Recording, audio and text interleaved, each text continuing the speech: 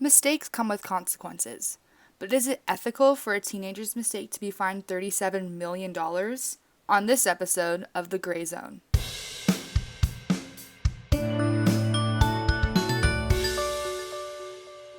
Hello, listeners and fellow conversationalists. This is a new podcast called The Gray Zone, where high school students discuss ethical dilemmas through conversation.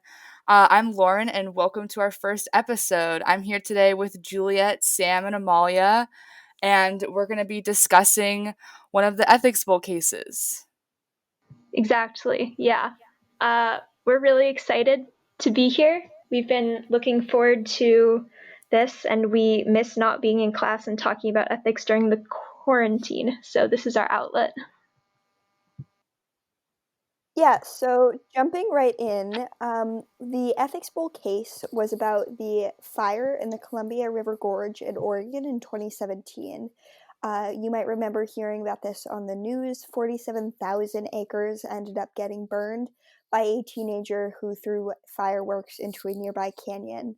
So what turned out happening is that the teenager claims not to have intended to start the fire, but they got fined $36 million by the court.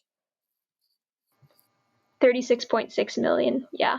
It's crazy. And also sentenced to 1,900 hours of community labor, and he had to write 152 thank you notes to the citizens of the gorge whose lives he endangered. So, which is an apology letter to say sorry.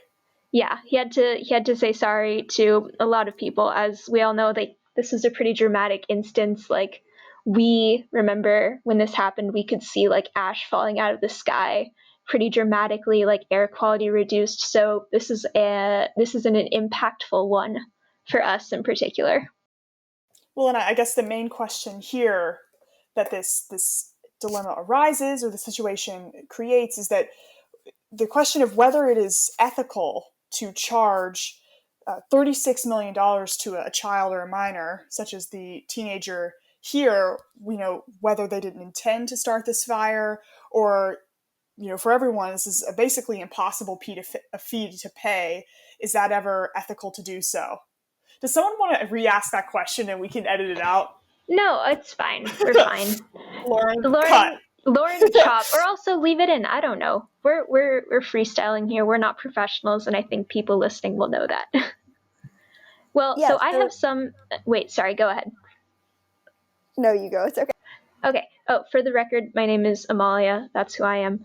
I've got a few notes on here that I've taken about what I think should have happened, and from what I can tell, all the arguments I built up is that he should not have been fined $36.5 million for a number of reasons. And the number one that I come back on is that he was a literal child when this happened. Like, he was a 15-year-old boy.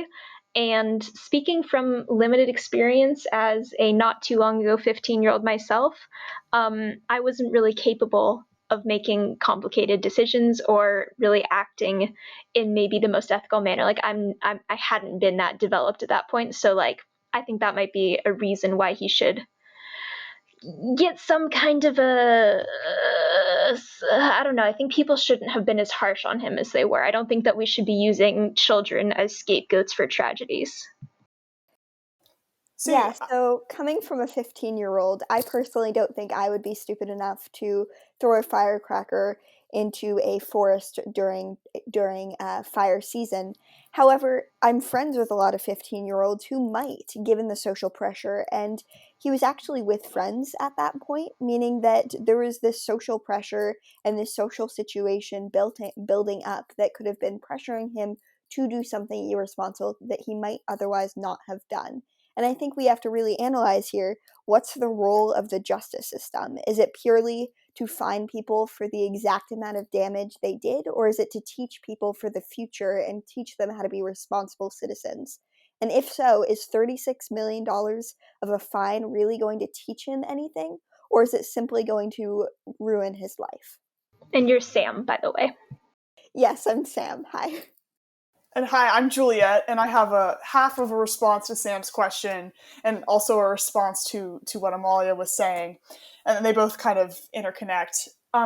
So when I was looking at this case, I focused a lot on the intent of the teenager that did this, right? And what that meant. And it seems as though, from what I've read, that the teenager didn't intend to start a fire in any way. But something I struggled with is, even though there was supposedly a lack of intent, there also appeared to be negligence. And I'd argue that negligence and irresponsibility is not a full absence of intent, but a different version of it. Sam mentioned the system, the court system, and what its purpose is. And while I don't know if I can fully answer that question, I do think part of it is to provide a symbol, or just to create this learning experience for the entire public, and to show the public symbolically that they do value the environment, and that intent and irresponsibility won't be tolerated in all circumstances. And I think something important to mention here is that 10-year clause by the judge, that if this teenager promises to try to make payments on this debt for 10 years and proceeds without future crimes for this 10 years, that some of this debt can be forgiven. And I think that's important. And I also think, when looking at the justice system, it's important to consider the other ways in which we approach crime. Right? For example, this is something I mentioned in class. If you look at the definition of manslaughter, right, it's someone acting with reckless indifference to the value of human life, right, extreme indifference, recklessly cause the death of another individual. And while I recognize that this isn't manslaughter, and we can't accuse this teenager of that in any circumstance, I think there's something important to remember, is the way in which we regard recklessness and indifference. Right? As a society, I feel like that's something that we don't necessarily approve of. And so I struggle with allowing someone to be excused for a lack of intent, when in other circumstances we hold intent as or recklessness as something that is there's no excuse for that. So I don't know. That's something I've struggled with personally. And I also recognize there's an is-ought gap there with, should the legal system be proceeding as it is? Is that truly ethical? But that's just something I've been thinking about. Yeah, so speaking a little bit about the symbolism bit, I have a few thoughts there. So, first of all, there was a lot of media outcry after this incident, and my thoughts are that the symbolism was sort of already reached by that media outcry. If people are constantly hearing a swarm of news about this fire, seeing ashes falling from the sky, that message of this is not something you should be doing, you should not be messing with fire in fire season or at all, I feel like that's already been reached. Also, is it really fair to force this symbolism on a kid, where kids are stupid? They do stupid things all the time, and these stupid things cause fires. Some of them don't, and it's virtually, while it's irresponsible either way, is it really fair to stick this responsibility of symbolism on a 15-year-old kid? Additionally, the rest of the government isn't really following through with this symbolism. I mean, we had Republicans walk out of Oregon's legislature because of climate change bills and because of environmental bills. Can the court's symbolism here really outweigh this incredible message from the government that they don't care about the environment? Yeah, I'm struggling with how much value this actually has as symbolic. I think maybe the reason why he was fined so much, when that other girl in California who was in a similar situation is only fined like $400,000. I think that this was more of an emotional reaction than one of justice and like logic and reasoning. It's like, when you have this really special place for a lot of people, this gorge where so many people have spent so many hours of their lives like hiking and having so many like fun recreational activities, and the pain of seeing that place seemingly destroyed. It's not destroyed. I would like to point out, like, it's doing okay. Like 70% of the trails, last article I saw, have been restored. Like, volunteers have been working for a really long time. It's doing okay now. But I feel like the shock of that experience and those visuals of those flames made the public really, really angry. And they used this kid as a scapegoat because he was the one who physically threw the firework. Like, it's very frustrating, especially because he was with 6 other boys at the time. They didn't face, as far as I could see, any consequences. Like, they were not charged with anything. So I feel like it's just, this fining is more of a way for society to feel like they're punishing a wrongdoer, even if this kid can be seen as a wrongdoer, rather than actually bringing justice to anyone. Because like, the people whose money this is going to, like, they're not getting, their houses are not being rebuilt so that whatever he can pay. Like, his mother is going through emotional trauma. His mother said that he is going through emotional trauma. Like, this is putting him in a risky position potentially for the rest of his life with this financial deficit. I just can't see how this fine is in any way justifiable if you look at all of that stuff and take it into account, you know? Yeah, okay. So can I just provide some counter arguments? Because that's my favorite thing to do. Of course. Yes, Juliet. That's All right. awesome. Yeah. So I wanted to start with Sam's idea about this just being a matter of youth, right? And I have a hard time, just to push back as a possible counter argument, dismissing this as an error of youth, because arguably it's not as though this was a piece of information that this teenager wasn't privy to, that he didn't understand. This isn't a fact. The fact that fire can be dangerous and trees and the ecosystem are important to protect is arguably an instinctual thing. It is not a fact of society that people need to learn as they mature and as they age. So arguably it's common knowledge that this behavior could cause an issue. And that's why I don't think it's an issue of being a youthful teenager, or rather than being a more mature adult. I don't know if that's necessarily a clear distinction to make. Also, I wanted to talk about the government bit that was mentioned in terms of outweighing the other lack of action being created by the government. And I'd argue that the action by legislatures ought to be separate from the action of the courts. I don't know if this necessarily can be considered I don't know if this can be considered activism by the courts rather than just an upholding of justice and creating a future. I'm missing the word here, but No, you're fine. But just in terms of like creating a precedent, that's the word I'm looking for. Creating a precedent for the future that, we can't mess with nature and treat it irresponsibly and expect to not pay any restitution for that. And I think something for this outweighing idea, or the money is not actually doing anything, I think it's important to consider where the money is going, because it actually is a logical response. It's paying the fines that were lost, right? $21 million are going to the U.S. Forest Service. Yeah, but there's not going to be $21 million. Like, that money doesn't exist. But I think that the knowledge of what this impact had, showing that to the public and creating this symbolic effort of, look, this is the damage that was done by being irresponsible, and that's why we can't act this way in our environment. And that's a reason why I also don't think he's a scapegoat, because I think the judge, as it's stated in the case, is fully aware that this fine is not payable.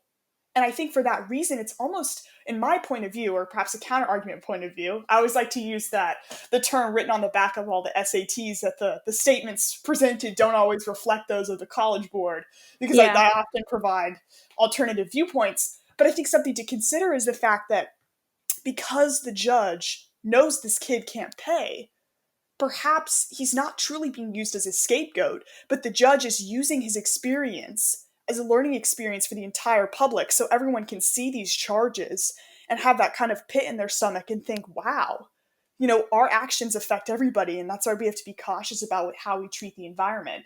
So that's just my devil's advocate little spiel there. Yeah, so I have a few things about this. You were talking about the distribution of money, and I think that there's room to move a little deeper into that, because the distribution of money is also a little bit problematic. For example, Iris Schenk, who lost her home to the fire, is virtually last in line to get restorative money for this. And as you said, there's no way he's going to be able to pay $36 million, which means Iris Schenk is not going to get her money, and she's not going to get her home back. Whereas the people who are first in line, namely the federal and state governments, the federal and state governments, are going to get at least some of their money back. So we see that the government as a whole is being prioritized over this person who lost their home something very personal to them in the fire. So I think even within the amount of money, we can disagree about how much should be fined. Even within that amount, I think it's being distributed inequitably and immorally. Additionally, Juliet, on your point about justice, you talk about upholding of justice for this kid. And this really brings up a fascinating point of what really is justice. Is justice an eye for an eye? Is it more restorative, where you're repaying your fines but not necessarily getting harmed in the process? You're just trying to maintain relationships and relations? Or is it supposed to be a teaching moment to prevent action in the future? And there's no right answer here. To different people, justice means different things. And I think as a society, we need to have a better understanding of what we're intending to be justice in order to really assess issues like this and assess the appropriate punishment, fine, etc. Yeah, I cannot connect what happened here with justice. Just as a side note, sort of a little bit away, we have read this case before and chatted about it a little bit, if anyone's listening. So we have some ideas already built up. We may have a little bit more freeform in the future, but we're still sort of like really going in depth on this one. But to your idea of like justice and setting an example, I thought of this example of like, if someone accidentally puts their hand on a hot stove, like you don't need to go and show the burn that they got to everybody to say, hey, don't put your hand on that stove. Because like, I feel like it's already common knowledge. Like it's common knowledge not to throw fireworks into a forest in the middle of summer during a drought. Like it's common knowledge not to do a lot of things, but you can't control everything. Like these things just happen sometimes, and it's tragic and horrible when they do, but revenge is not the way we deal with them. And I think that this is only revenge. Like I would even go so far as saying that this is maybe a cruel punishment. Like it's compounding on everything he's already feeling. Like personally, like when I heard this, it made me immediately think like, what would I do in that situation? Like first off, I probably wouldn't be roaming around the forest with a firework with a bunch of my friends anyways. But if that happened to me, just the pit in my stomach that I would get as soon as I threw out, as soon as you see smoke start to come out, you're just like, oh no, that is bad. That is horrible. And I feel awful and everything sucks. Like his mom said, he is going through emotional trauma as a result of this. Like, I don't know what else. I agree with the punishment of 1,900 hours of community service. I think that's restorative. I think that's very productive and does a lot for him and for his community. The fining, it seems like it's only set up to make people think that justice is being done and say, hey, we got him. See, he's being punished, and put him in a precarious financial situation maybe for the rest of his life. It just makes me think like, what if someone in his family has a medical emergency? Like, what then? Like, how are they going to be able to pay for anything? It could be crippling not only to him, but to the people that he's closest to. So I'm still struggling with this idea that this is at all a reasonable price to put for someone and a goal to set. Okay, so I mean, I agree that this is hard, and I understand that the idea of what is justice is a big one to tackle, and it can take on many different forms. And I also think that it's important to consider the other factors that could come into play here. I agree that this could be financially, there could be an issue here, and I think that this does cause a lot of trouble in this child's life. But I'm also still stuck on the point that you mentioned initially about the fact that this needs to set a precedent for other people. And I know you mentioned the thing about common knowledge with burning hands and how you can't always control the behavior of others, but I don't know if this is a matter of attempting to control or just showing where we state our values. I think something that I found interesting in this case is it is common knowledge not to throw fireworks into a forest, like you said. And this teenager acted with negligence and throwing these fireworks in. And so it's not a manner of controlling everyone's behavior. I think it's a manner of getting everyone to step back and reflect. And I think it could be looked at as kind of a revenge point of view, but I don't necessarily think that's the only way to look at this. And I think I would argue that we ought to hold our courts to a higher standard than that and look at them from the place of honor and reason and logic and respect they are, right? There, in my point of view, a lot of the court, and again, this is, the statements may not always reflect my point of view. Sometimes they do. I'm just offering them up. But I feel like the courts ought to be seen as kind of the protectors of our society and holding people together. When someone does something wrong and harms another person in our community, we'd argue that they ought to be held responsible by the courts. But for some reason, we're not extending that same emotion here for this kid who harmed all of these forests.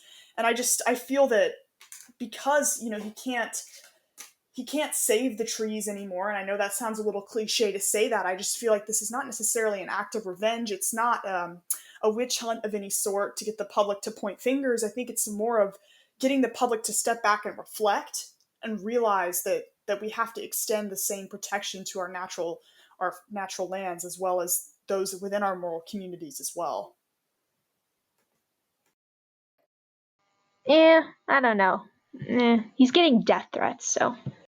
So it seems, Amalia, that you aren't a big fan of this punishment. What would you propose would be a better solution to this problem? What would be an ethical way to both keep this justice system intact and keeping this statement intact while simultaneously not crippling this kid's life and doing justice to the people who are harmed? What would you suggest? Or just even general statements, what would you suggest to change? I think that drop the outrageous fine and go on with the community service route. Like, doing 1900 hours of community service, like, that seems like a much better option than having this financial burden hanging over his head potentially for the rest of his life. I know that there's the 10-year thing, but this could, in the meantime, maybe stop him from going to college. Like, we don't know. So the community service, I get that it's kind of stupid to say character building, but maybe it's character building. I don't know. Ideally, I think having him out there with all the volunteers who are working on the trails, like trying to spend time in this place that he harmed, not irreparably, but harmed, and just being out there and working and putting value back into the landscape that way, like, that just makes so much more sense to me. Because people, I don't know, I think the justice wasn't done in regards to him in this case, but I think that for the gorge, plenty was done. Like, so many people spend hours and hours and hours out there, like, as a community, like, not government officials, just volunteers doing their best to restore this natural place. So I don't know. I think that it would have been fine if only he didn't have to pay $36 million. But So here's my my follow-up there then is, who does pay it? Because there was $36 million of damage. And if he's not paying it, someone has to. Yeah, that's what I'm thinking too. Well, he's not going to pay it.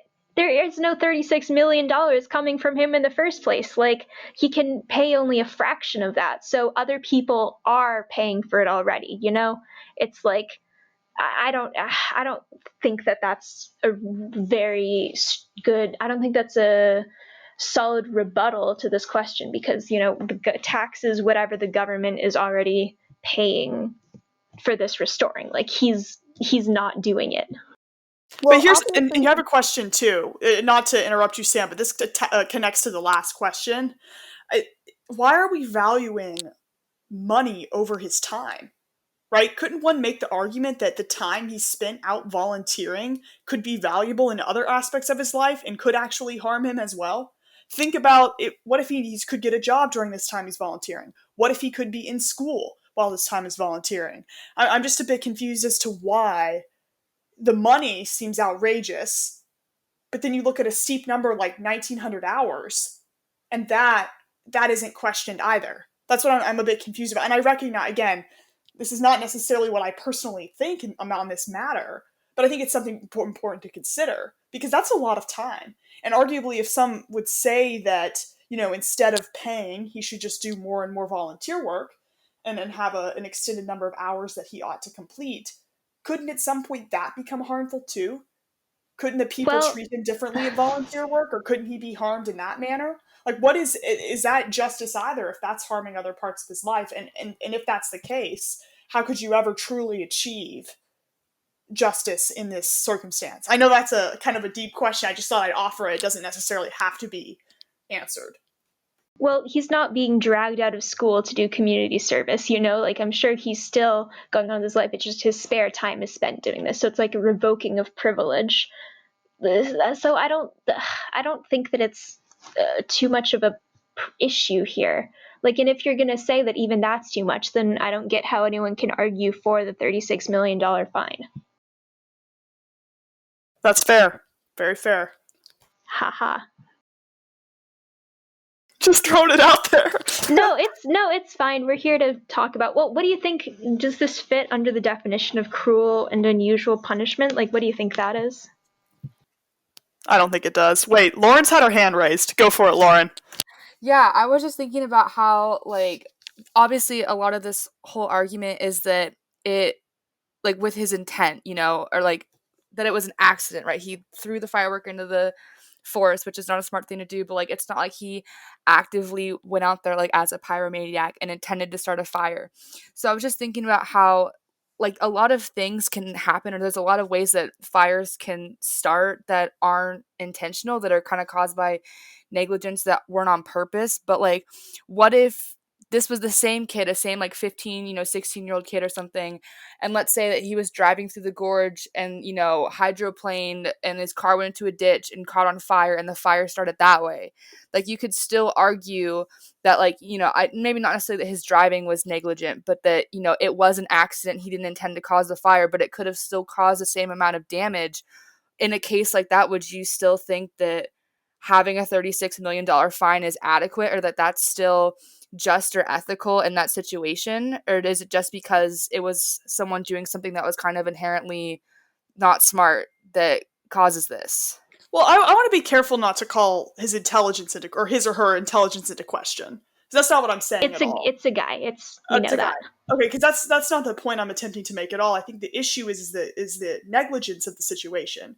Lauren, if you're speaking of a situation in which the individual clearly did not intend at all to hit their car, or like to drive into a bush, that's completely different to me, because that's an accident that in no way they could have prepared for. I don't see this as an accident, right? And that maybe that's just my beliefs. I've always held people very highly responsible and to whatever they do. That's just how I see the world, and I think that personally I've always just believed that we have a lot of responsibility over the actions we make on a regular basis, and that's just kind of the way I've approached all of this.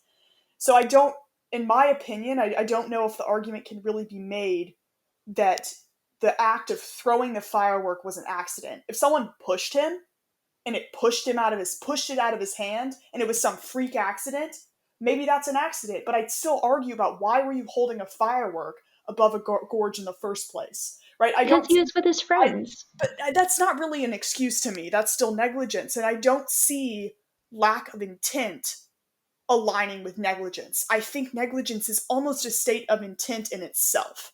As I stated early on in the podcast, it just returns to the whole thing about the manslaughter definition. If you're acting with that reckless indifference, whatever you cause, you are responsible for, right? It's not necessarily that you intend to hurt someone or something, but it's the fact that you were in that mental state to begin with that needs to be questioned, and people need to realize that you can't live in that nebulous state of kind of irresponsibility. But I do want to make it very clear that I do not want this to be a questioning of the teenager's intelligence, because I don't know if that's necessarily ethical, right? I think obviously this could have been a really smart kid.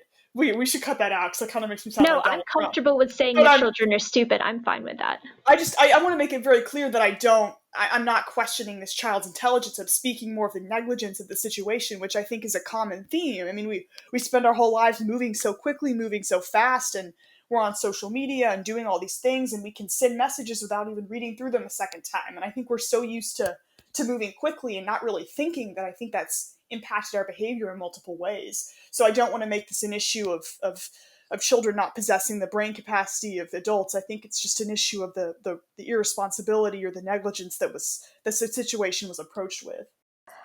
So I have a few things here. First, going back to a question that Juliet asked a while ago about what can justice be served in this situation, I really actually don't think that justice can be served, that any action the court takes is inevitably going to harm someone. And this is just a sad fact of the matter.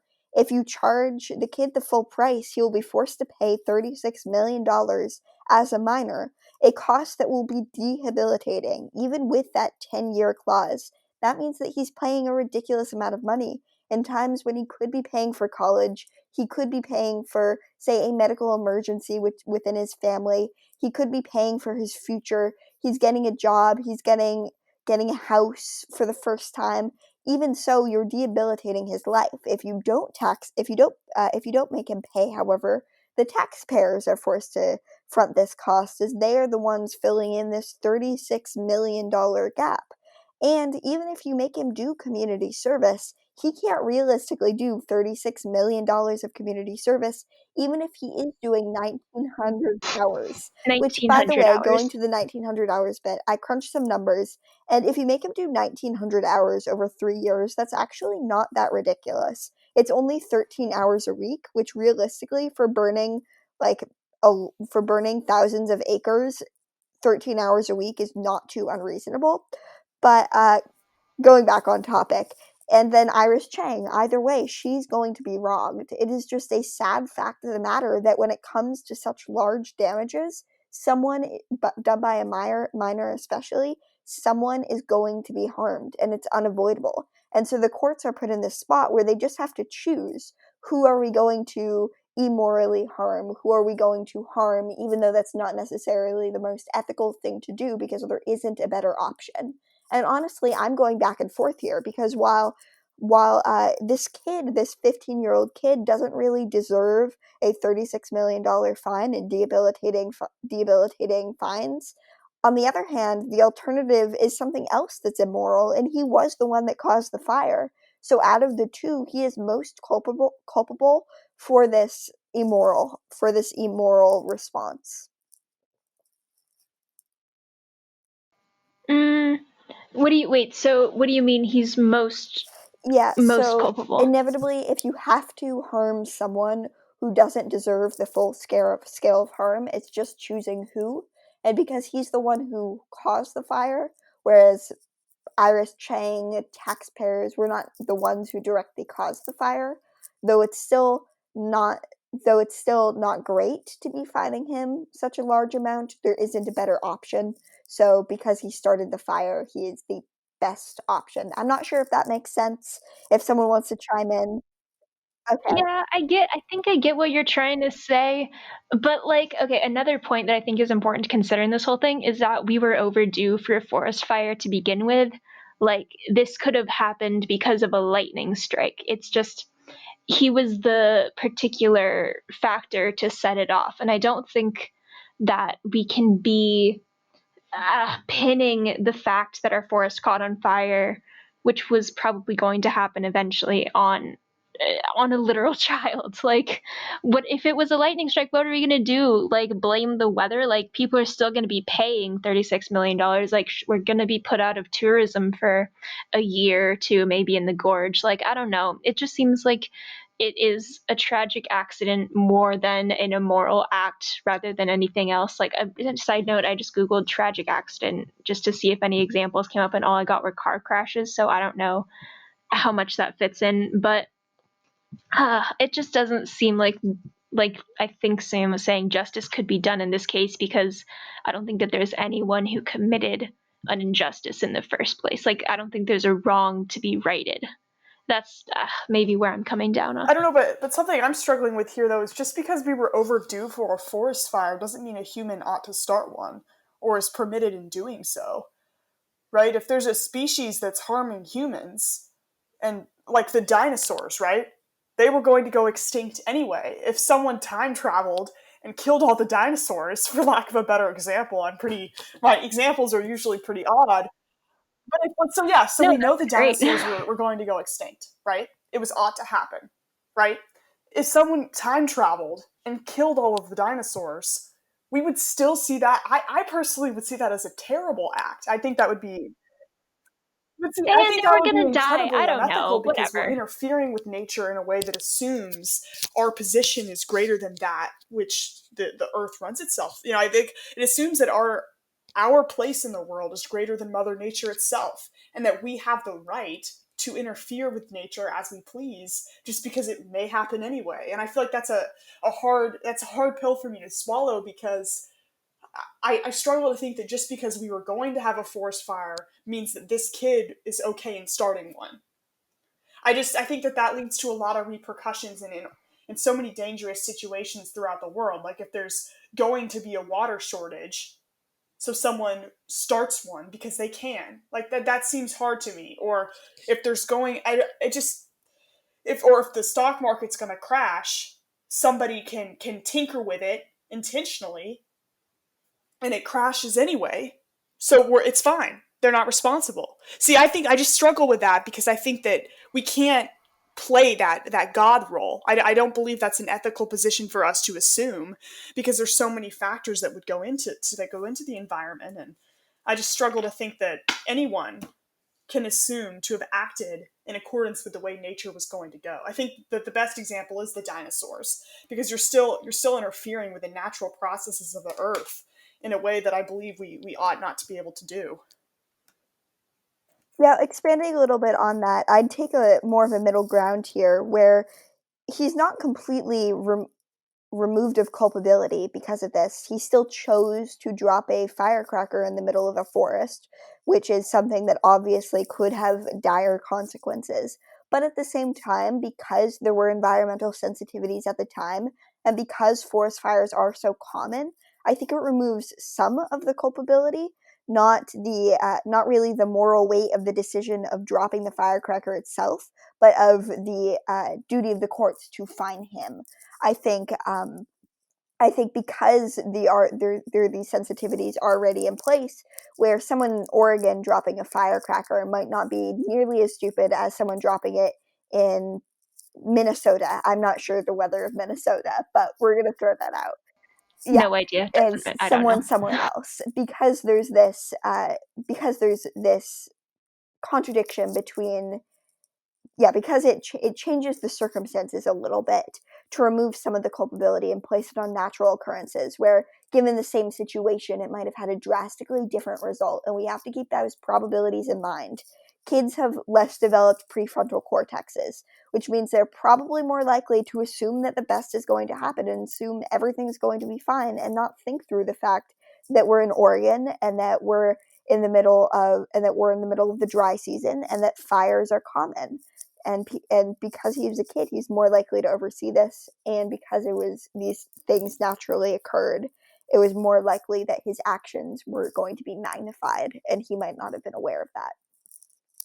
That didn't really make sense, Lauren. You could just edit that whole Yeah. thing out. No, no, it's fine. I absolutely agree. Like, I think the forest was a ticking time bomb just waiting to be set off at that point, and he happened to be in the wrong place at the wrong time with the wrong people and maybe bringing the wrong thing with him. But still, like, ugh. I looked at some other things about like what has happened to the forest since then, and there are a couple of species whose part of what they need to survive is dependent on forest fires. Like some species of woodpeckers are greatly benefited by these sorts of events because it breaks down wood or something. Like, that's not very factual, but I promise I saw something about it on like an Oregon Live, whatever. I I think instead of trying to say with Juliet what you're saying about like us trying to play God, I think it was more he wasn't trying to play God, or I don't think they were putting him in a God position. I think it was the opposite. They were blaming him for something that wasn't his own fault. This is a little bit rambling, but I don't know. I just think that this he just got unlucky. I think that it could have been any number of things that set it off, and it just happened to be him. And I think that that is tragic, and I'm sure that he will suffer the rest of his life as a result of it. And I don't think that the court's response is one that rights any wrongs or lessens harm. I think it just is another sad response striking out at someone who it just is not he shouldn't be despised or hated, and I think that's what Oh, it's and doing. I don't despise this kid. I don't. I'm not, and I don't. I'm not looking at this as a revenge thing. I think that the courts.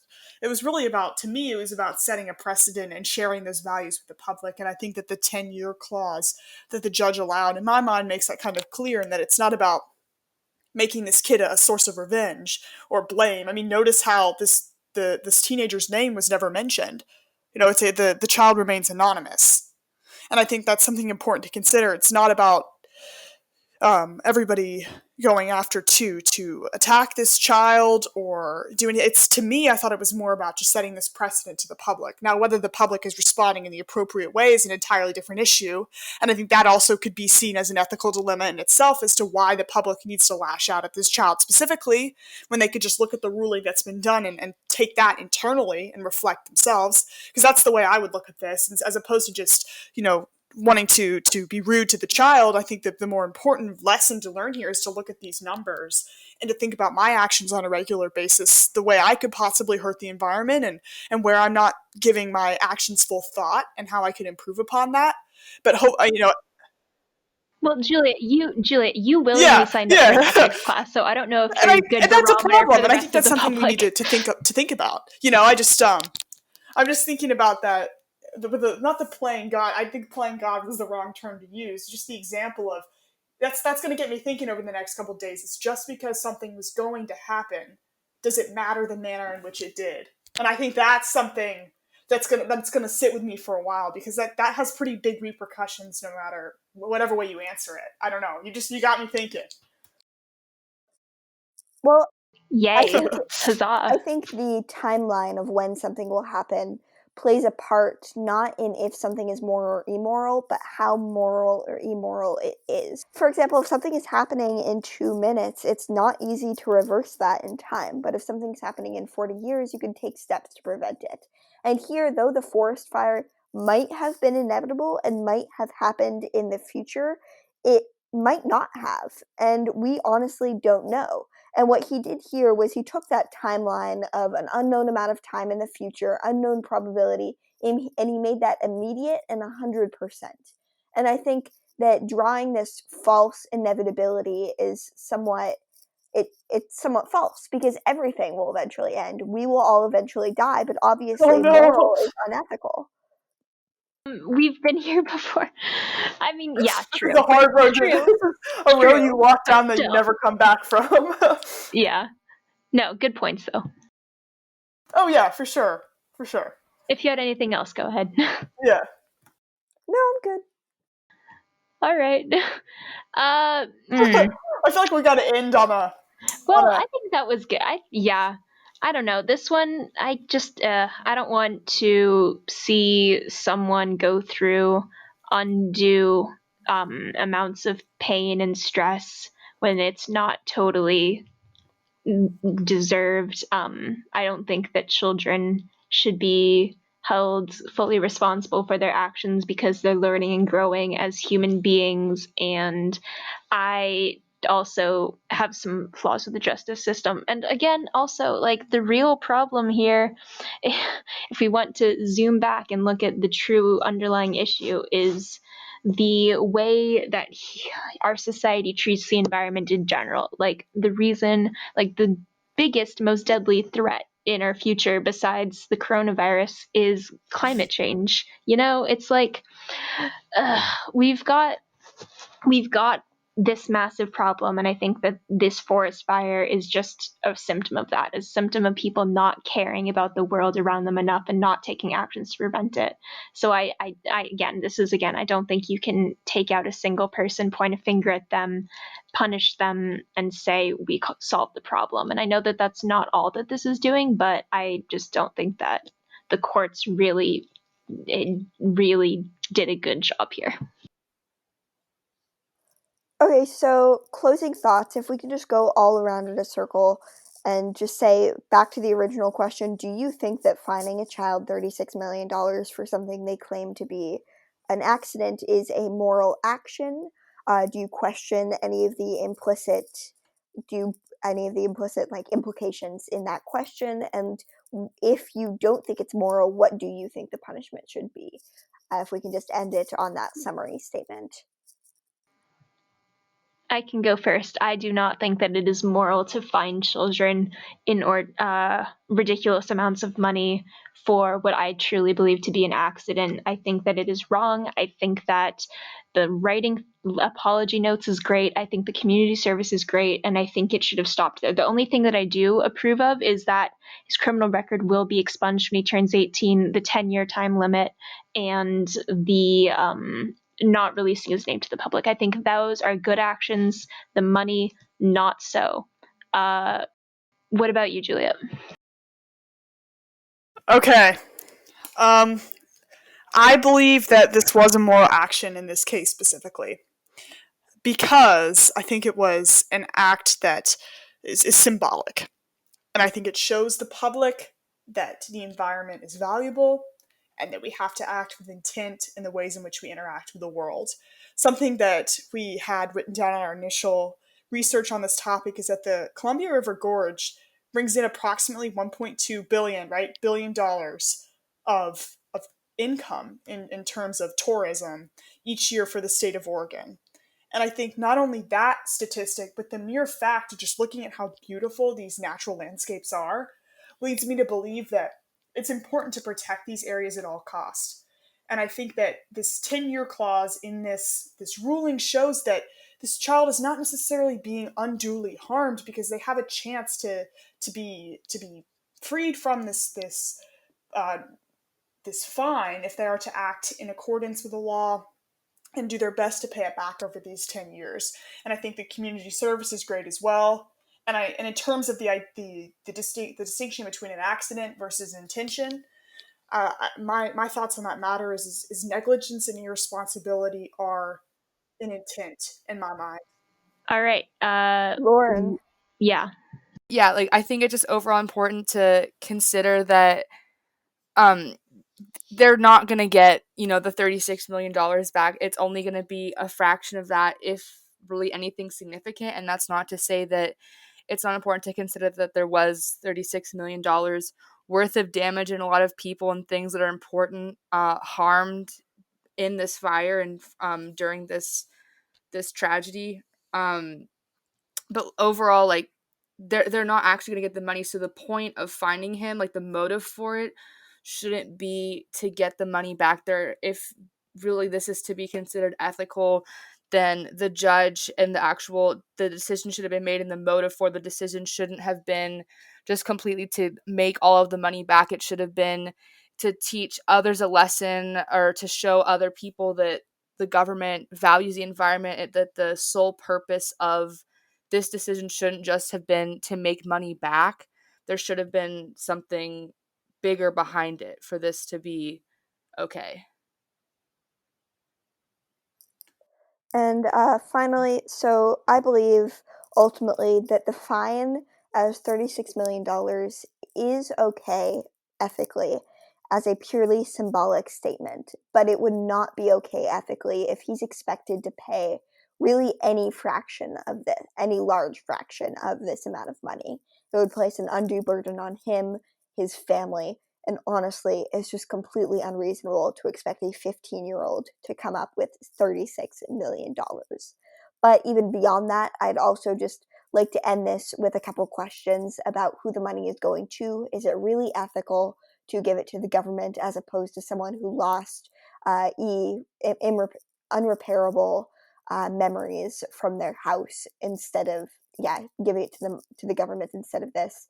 And finally, for the better punishment, I believe that community service should be valued more than this. Even though he can't reasonably do $36 million worth of community service, he can still learn from the experience. He can still benefit the environment, the place where we all enjoy and that Oregon enjoys. And finally, that education is key here, and that this kid honestly needs Smokey the Bear. And frankly, we all need Smokey the Bear in this trying time. Yes. In this trying time, Smokey the Bear is key. We need education. And better than $36 million is $36 million of preventative measures to make sure this never happens again. Funding the fire department, funding education services to make sure these sorts of things don't happen again. Moving to renewable energy. Yep. Exactly. Smokey the Bear is our new mascot. Look for him next week on the Gray Zone. No, well, yeah. This is, great. I think that we really explored that. I feel happy with what we're putting out into the world. I hope we provoked some thinking, some reflection, and we hope to be back soon with another exciting case. Oh, yeah. And more friends. Oh, yeah, more people. We've got more people in our class, and we will hopefully be rotating through a couple more of them in the time to come. Awesome. That was it for this week's Gray Zone. Thank you for listening. If anyone has any comments or questions, please email us at thegrayzonepodcasts, plural, at gmail.com, and we will respond in our next segment. And if you're interested in having these discussions more regularly, we invite you to have ethical discussions in your own daily life. These cases are from the National High School Ethics Bowl. You should look into getting involved in your community or at your school. And next week on Gray Zone, we will be discussing another case about if it is ethical to punch a Nazi. Which is fiery. Very spicy case. Yep, it'll be me, Juliet, and another person from our class who is not here today. So hold on for that one. It's going to be controversial, but it'll be a great time. Thank you for listening. We'll see you next week On the Gray Zone.